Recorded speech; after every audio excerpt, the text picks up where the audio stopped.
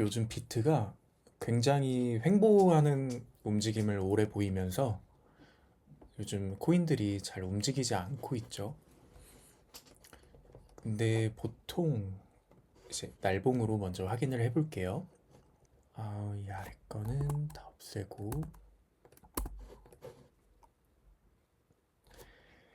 이제 예전에 24년 3월에 비트가 73K 여기 신고점을 찍어주고 여기서 약 8개월간의 횡보 하락을 하는 구간이 있었어요. 그리고 이 구간에서 이제 저점을 한번 만들어주고 여기 저점을 거래량 터지면서 한번 만들어주고 이 이후에 하락 채널과 이제 저항대 라인을 함께 뚫어주면서 상승이 시작이 됐었죠. 이때 만들어진 이 채널이 이 상승 추세선이 한번 깨지고 나서 굉장히 오랜 기간 버텼었죠.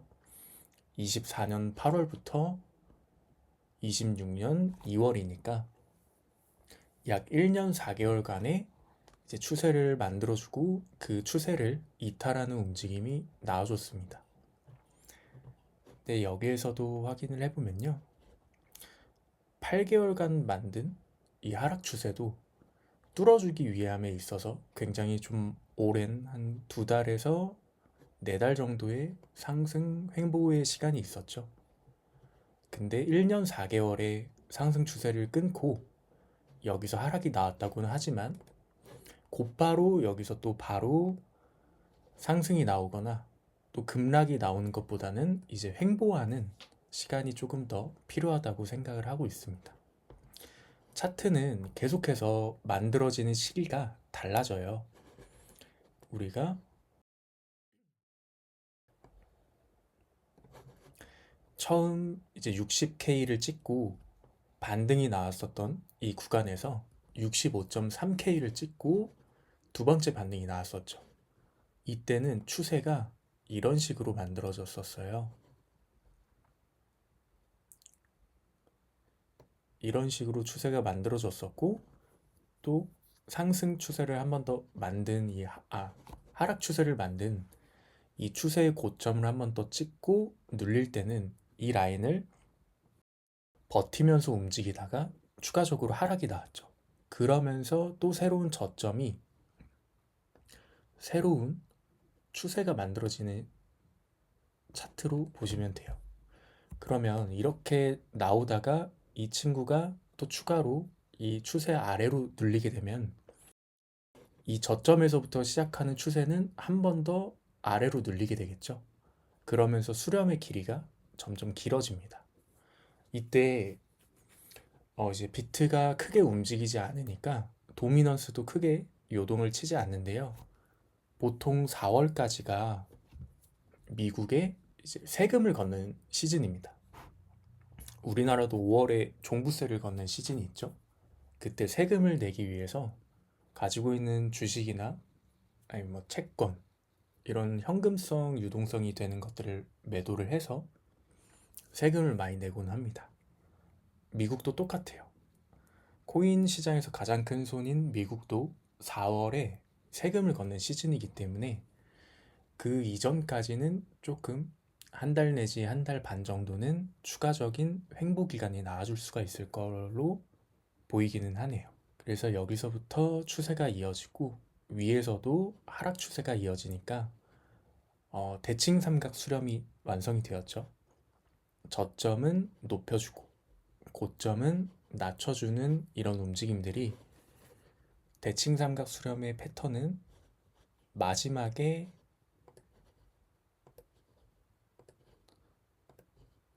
먼저 방향을 뚫는 쪽으로 움직임이 나옵니다. 그렇기 때문에 여기서 위로 갈지 아래로 한 번 더 내려 꽂을지는 이 추세를 이탈하는 시점에 우리가 알게 될 것 같은데요. 그래도 제 생각에는 이제 4월까지는 조금 더 하락세가 강해지지 않을까 생각은 하고 있어요. 이제 이거를 도미넌스랑 같이 확인을 해보는 게 더 좋은데요. 우선은 우리가 68.3K 이 라인을 되게 중요한 라인으로 보고 있죠. 여기를 1차적으로 넘겨주는 움직임이 나와주어야 알트들이 이제 슬슬 고개를 들 수 있을 걸로 생각을 하는데 1차는 68.3K 그리고 2차는 71.4K 라인이지만 이 71.4K 라인을 상방으로 돌파를 해주는 날에는 단기적인 알트들의 불장이 올 거라고 저는 생각을 하고 있어요. 도미넌스를 한번 같이 보면서 확인을 해볼게요. 우선은 비트 도미넌스보다는 테더 도미넌스를 확인을 해볼게요.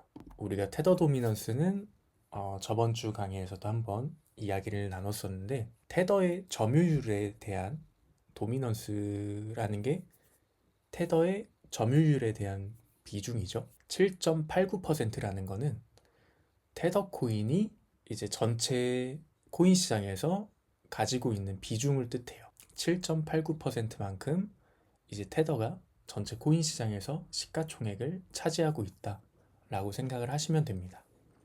그렇다는 거는 도미넌스 비중이 올라가게 되면 테더는 우리가 글로벌 거래소에서 현금으로 많이 사용을 하고 있죠.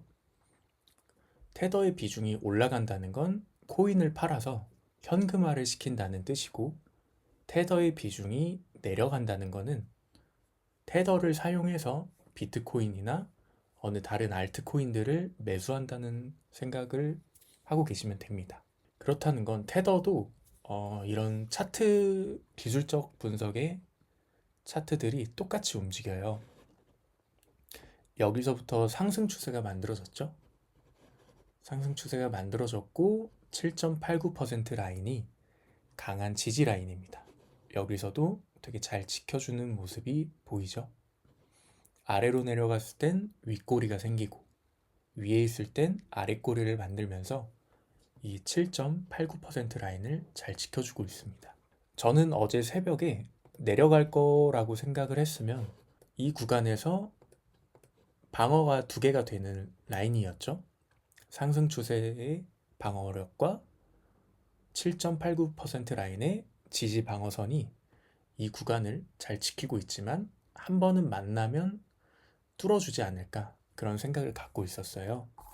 왜냐하면 이 7.89% 라인이 비트코인의 68.3K 라인이거든요.